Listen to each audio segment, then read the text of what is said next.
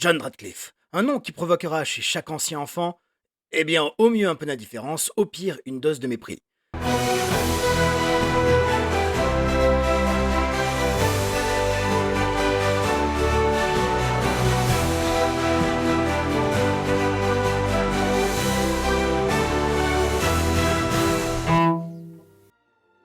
Malgré sa présence dans 2 films, ces 2 chansons qu'il partage à chaque fois avec un autre personnage, son ambition et son doublage, ce personnage n'a clairement pas marqué autant les esprits qu'il l'aurait pu. Parce que si Pocahontas n'a pas été le succès espéré par Disney, ce n'était pas un échec non plus, et je ne pense pas que le personnage soit particulièrement mauvais, en tout cas pas au point d'être écarté à ce point de tout hommage, de toute réflexion. Au moment où je fais cette vidéo, sa présence sur YouTube est extrêmement faible, surtout comparée à l'héroïne du film où il officie. Il y a selon moi quelques raisons, mais la principale tient en simplement 6 mots. Ce n'est pas un personnage fictif. Vous devez vous en douter vu tout ce qu'on a pu en dire par la suite, mais oui, si Pocahontas et John Smith ont réellement existé, bien que le film ne raconte pas réellement leurs histoires, il en va de même pour John Radcliffe et quelques autres personnages du film. Bien sûr, comme pour nos 2 héros, leur destin, leurs actes n'ont rien à voir ou presque avec la vraie histoire. C'est pour cela qu'avant d'analyser plus en détail Radcliffe, je vais faire un point relativement rapide sur son alter ego de la vraie vie véritable. Nous sommes donc,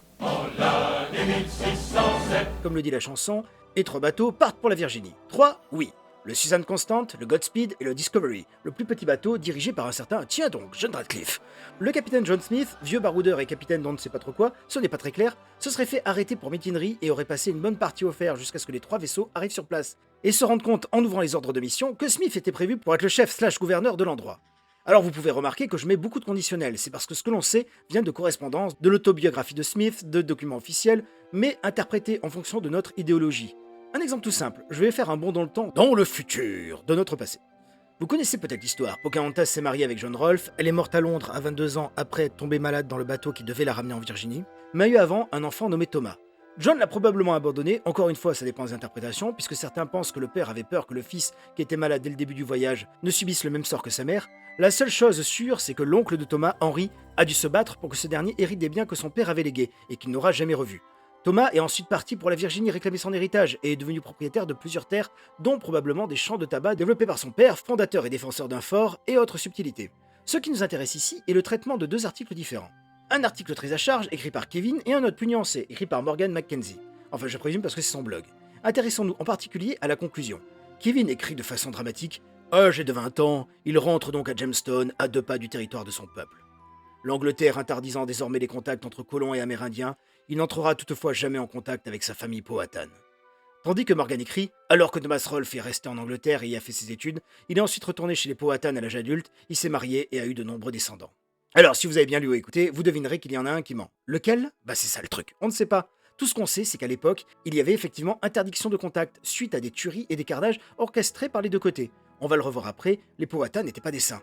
Les colons anglais, entre trahison et alliance avec d'autres tribus, en particulier les Potomac, gagnant ou volant et selon de plus en plus de terrain avec les années et les renforts, et devenant finalement les vainqueurs pouvant réécrire l'histoire avec un grand H. Le pire, c'est que quand on lit différentes versions de l'histoire, vraisemblablement, ça s'est joué à quelques mauvaises décisions de quelques hommes, comme souvent. Remettez John Smith à la place du Captain Argall qui a enlevé Pocahontas alors que Thomas West était à la gouvernance, et l'histoire du Royaume-Uni et des USA, voire de la France, le capitaine Argall s'était pas mal acharné contre les Français en Acadie, aurait été probablement très différente. Celle des Powhatan et des Potomac également, et surtout d'ailleurs. Quoi qu'il en soit, Rolfe, lui, avait fait une demande officielle pour aller voir sa famille Powhatan et a construit et dirigé un fort sur les terres qu'il avait héritées. Mais c'est tout ce qu'on sait. Il a très bien pu aller voir sa famille en secret, c'est un concept assez commun, ou même officiellement puisqu'on n'a pas retrouvé la réponse du gouverneur. Rolfe sur ce sujet et cette période est une page blanche sur laquelle on peut écrire ce que l'on veut. Selon certaines sources, il serait mort en 1680, vers 65 ans. De fait, il aurait eu le temps à la fois de s'allier et de combattre sa famille à plusieurs reprises. Et c'est sur cet aspect que je veux vous sensibiliser, afin de dépassionner ce qui va suivre. C'est-à-dire l'histoire de Pocahontas, de John Smith et de ce qui s'est passé juste après. Aux sources dont j'ai parlé tantôt vont s'ajouter celles de la retransmission sacrée et orale des Mataponi, transmise de Kiakros à Kiakros, ou Kiakros, je sais pas comment ça se prononce, génération après génération, jusqu'à ce qu'elle soit mise à l'écrit à une période bien plus tardive. Des sources pas plus ou pas moins biaisées que celles des Anglais finalement. Surtout que la langue des Powhatan a disparu depuis bien longtemps, et les rares traces écrites que l'on en a sont, entre autres, dans les notes de John Smith. La confiance que vous leur accorderez dépendra, je le répète, de votre idéologie. La neutralité de l'histoire et des historiens et historiennes implique des thèses et des débats qui me dépassent largement. Revenons donc. John Smith arrive dans le sud de la Virginie, qui a été attribué par des gens pas du coin à la Virginia Company de Londres, celle de Plymouth ayant eu le nord. Il construit son fort avec ses colons, exigeant d'eux une discipline stricte, Du style, si tu veux manger, travaille, si t'es fatigué, tu manges pas. Il énervera une bonne partie des colons qui ne verront en lui qu'un arriviste prétentieux. Cette quasi-dictature participera pourtant à la survie de la colonie lors de son premier hiver, parce que cette bande de gus était placée dans un endroit facile à défendre contre les Espagnols et les Amérindiens. Pour nos amis québécois, je dirais aussi natifs, mais je sais que le terme pose problème en Guyane pour des Guyanais non blancs, mais je laisse des gens mieux renseignés que moi l'expliquer dans les commentaires. De plus, les descendants et descendantes des Powhatan, qui contrairement à nous sont directement concernés, se définissent elles-mêmes régulièrement comme Indiens américains. I think this is the single most finest work done on American Indians by Hollywood ever. Mais perso, je n'utiliserai pas ce terme. J'en profite pour dire que vous trouverez en description quelques sources que j'ai utilisées. Maintenant, reprenons. Dans un endroit protégé donc, mais très peu idéal pour cultiver quoi que ce soit, ce qui sera également à la source de beaucoup de tensions dans les années qui suivront, car les colons resteront longtemps dépendants des autochtones. Mais nous n'y sommes pas encore. Smith, qui a vécu une vie d'aventurier et est parti chasser le païen dans l'actuelle Turquie, après avoir passé de nombreuses années d'études en France, enfin, les années d'études.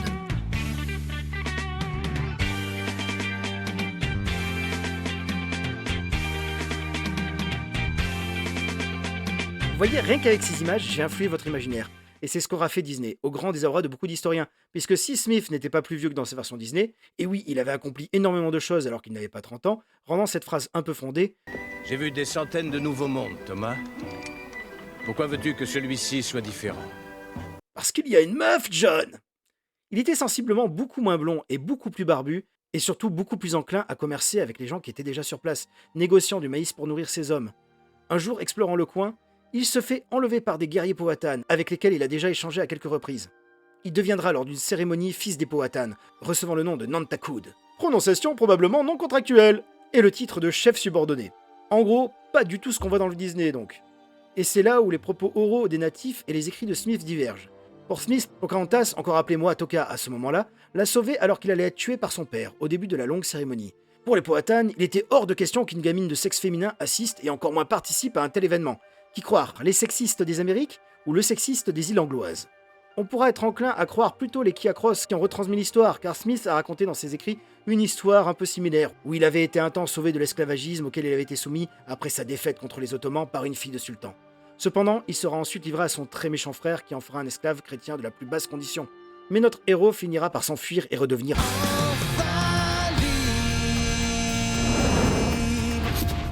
Dans tous les cas, pour les Powhatan, les Anglais devaient désormais être leurs alliés dans les prochains conflits avec d'autres Amérindiens et auraient dû leur apporter de nombreuses merveilles. Sauf qu'il n'en sera presque rien, puisque les colons, éloignés de plusieurs milliers de kilomètres de leur terre natale et toujours incapables de produire assez de nourriture pour eux à cause de leur emplacement moisi, vont s'avérer être plus des épines dans le pied des natifs qu'autre chose.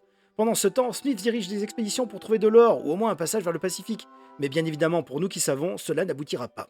Smith racontera ensuite que Pocahontas, qu'il décrivait dans ses écrits comme passionné par leur culture, leur langue et leurs croyances, chose qu'on retrouve un peu dans le film, l'avertira d'un complot contre lui. Les Kiakros n'y croient pas, pour eux, une gamine ne pouvait pas traverser 20 km aller-retour dans les marais tout en mettant à l'eau une pirogue bien trop lourde pour elle. Dans le film, elle a une copine pour l'aider, voilà qui solde ce débat. Quoi qu'il en soit, on a des sources autres que les livres de Smith confirmant que la jeune fille venait bien régulièrement à Jamestown passer du temps avec lui. En 1609, notre aventurier se fera blesser par une explosion de poudre à canon. Certains théorisent que c'était un accident volontaire orchestré par d'autres colons et devra retourner en Angleterre se faire soigner. Les Anglais annoncèrent à Pocahontas que Smith était mort, ce qui suffira à nourrir les soupçons de complot, et la jeune femme n'apprendra la vérité que bien des années plus tard lors de son arrivée au Royaume-Uni. Ce qui est douloureux, c'est de savoir que Smith est revenu en 1614 en Amérique, mais n'a pas été autorisé par la Virginia Company à revenir à Jamestown. Qui sait ce qui serait advenu de Pocahontas et donc de la suite des événements s'ils avaient pu se recroiser? Je vais faire un petit bond dans le temps. Vous le savez peut-être, la situation entre les Powhatan et les Anglais va dégénérer à plusieurs reprises. Pocahontas, en visite dans ce village Potomac, va se faire kidnapper par un capitaine Argall arrivé il y a peu et un peu plus que légèrement ingrat pour servir de monnaie d'échange. Là, les discours divergent entre la légende orale disant que le chef aimait sa fille et avait tout fait pour la libérer, les Anglais diront qu'ils s'en fichaient royal et qu'ils se retrouvaient avec une otage inutile. J'extrapole de manière très vulgaire pour accélérer, ce n'est pas exactement ce que les sources disent. Mais regardez ce que Géant en dit. Retenue comme otage, elle est forcée de s'habiller comme une Européenne, d'apprendre la langue des Anglais et de se convertir au christianisme.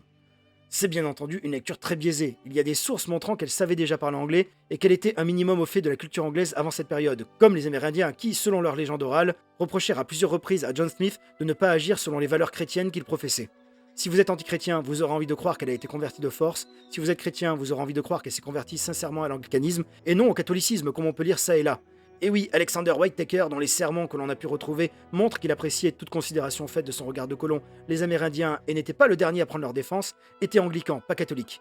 Bref, c'est comme pour le mariage avec John Rolfe. Vous pouvez imaginer que la foi et l'amour étaient présents ou qu'ils ne l'étaient pas. Les sources orales parlent d'un viol commis par un autre anglais, les sources anglaises n'en parlent pas et disent au contraire qu'elle a été traitée comme une princesse digne de son rang, ou même si l'on parle de sa mort, vous pouvez penser qu'elle a été assassinée ou qu'elle est morte seule loin des siens, mais ce que tout le monde oublie de dire, c'est qu'elle était entourée de nombreuses personnes de son peuple qui l'avaient accompagnée, en particulier Tomokomo, que l'on peut voir dans la suite, même si c'est plus un chaman qu'un guerrier.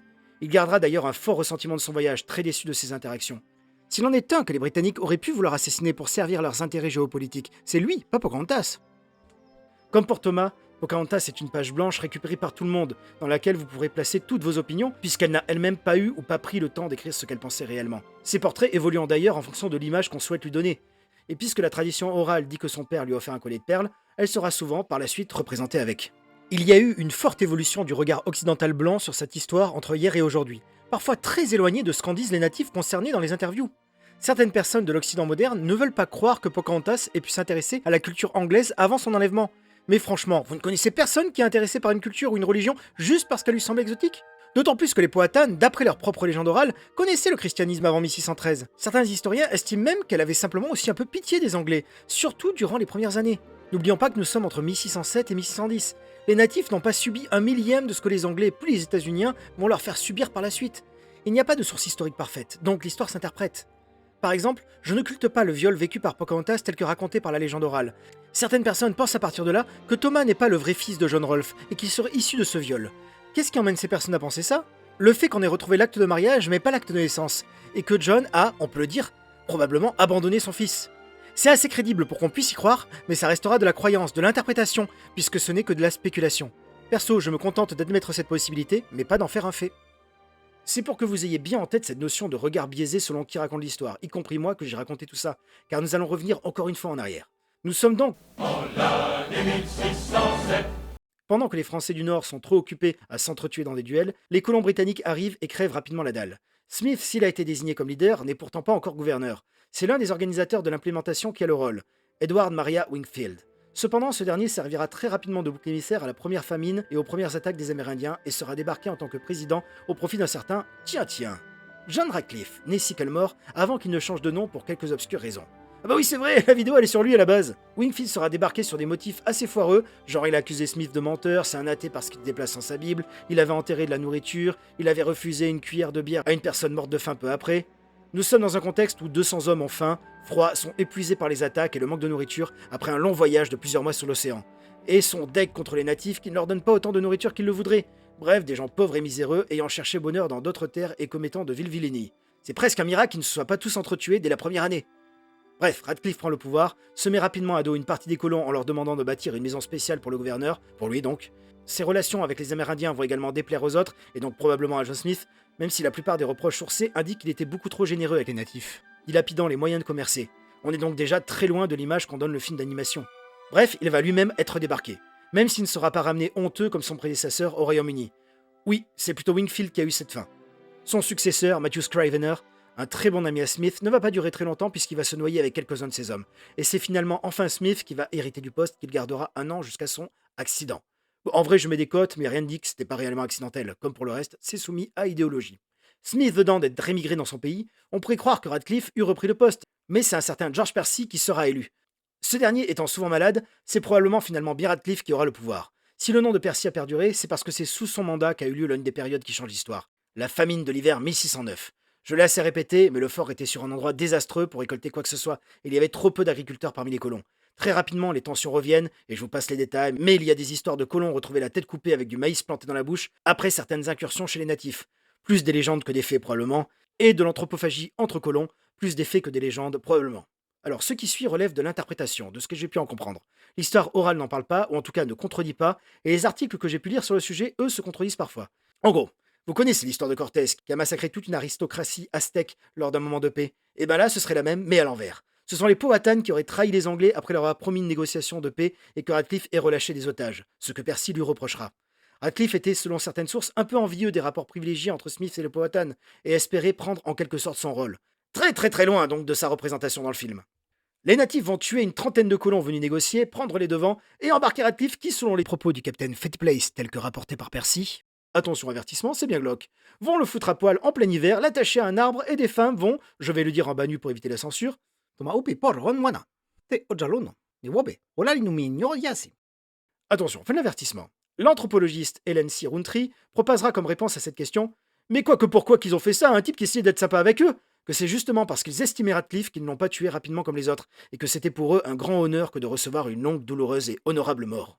À la fin de cette période de famine, il ne restera plus qu'une trentaine de colons. Une partie d'entre eux vont tenter la traversée de la mort pour aller chercher de l'aide, mais vont, dès le deuxième jour, la croiser, sous la forme du vaisseau de Thomas West, le troisième baron de la War, l'investisseur principal de la Virginia Company. Ce dernier va vite obtenir le poste de gouverneur de la part d'un Percy à bout de force, et va déclencher, avide de vengeance et de ressources, la première guerre anglo-powhatanaise. Ce qui est intéressant, c'est d'analyser au regard de tout ça les actes de Radcliffe dans le film. Nous sommes en l'année 1607. Un seul navire est envoyé construire un fort en Virginie. Le gouverneur Radcliffe, dirigeant la colonisation, inquiet et extrêmement mal vu au pays, veut de l'or pour revenir couvert de gloire. Il se fait construire une tente de luxe, gardant la meilleure nourriture pour lui, tandis que ses hommes se tuent à la tâche. Il pousse à bout Thomas, un jeune qui veut faire ses preuves. Thomas va leur tuer sous le stress Kokum, le guerrier à qui Pocahontas était destiné. Lorsqu'il apprend qu'il n'y a pas d'or sur ces terres, et qu'en plus Smith a été capturé, il convainc en une chanson ses troupes de prendre les armes et d'aller se faire du Powhatan.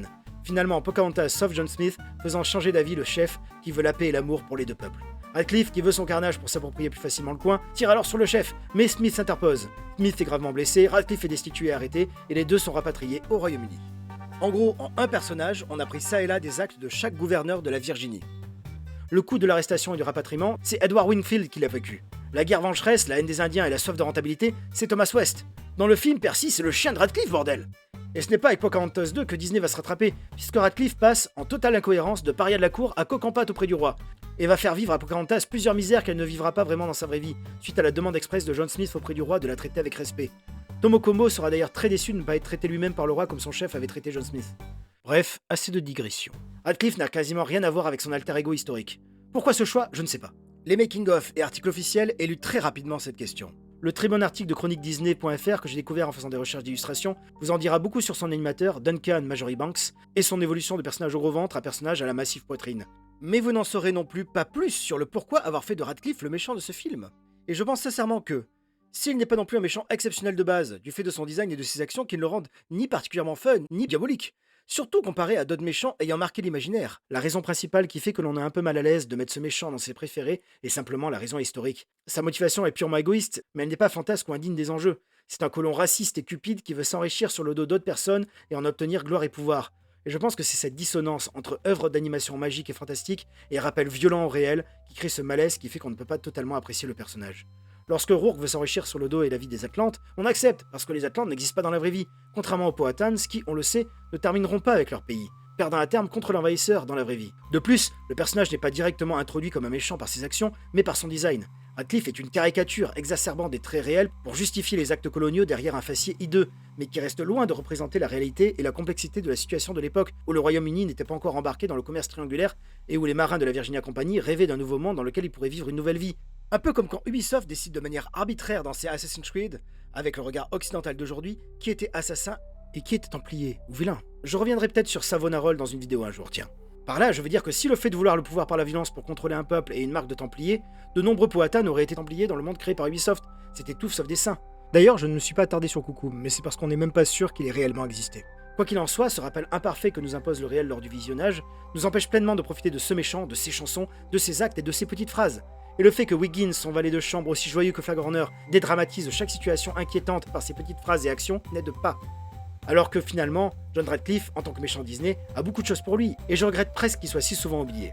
Cependant, je me répète, encore, l'analyse de tous ces faits et légendes ne répond pas à cette question. Pourquoi avoir fait de John Radcliffe le méchant de Pocahontas, une légende indienne? Lui qui fut plus victime que bourreau finalement. Après tout, les autres adaptations ont fait de Wingfield, le premier gouverneur, le méchant. C'est plus logique, même si c'est toujours pas crédible historiquement. Au cours de mes recherches, je suis tombé sur ce fil Reddit, et j'ai beaucoup apprécié ce commentaire qui fera une parfaite conclusion et rappellera qu'il faut, malgré la gravité des sujets traités, peut-être pas trop se prendre la tête sur un film d'animation Disney. Je soupçonne que Disney l'a juste choisi parce que le rat dans son nom de famille sonne diabolique. Il est donc grand temps de réhabiliter John sur Melo Cliff.